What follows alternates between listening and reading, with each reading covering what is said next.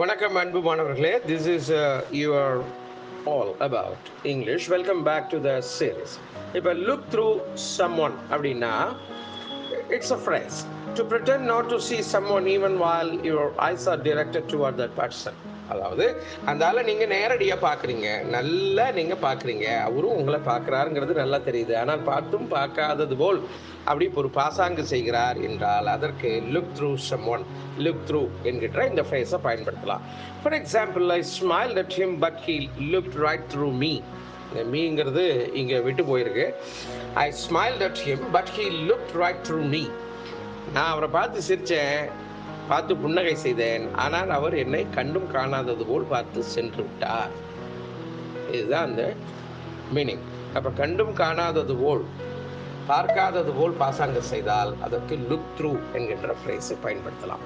மீண்டும் நாளை வேறு ஒரு பதிவில் சந்திப்போம். நன்றி, வணக்கம்.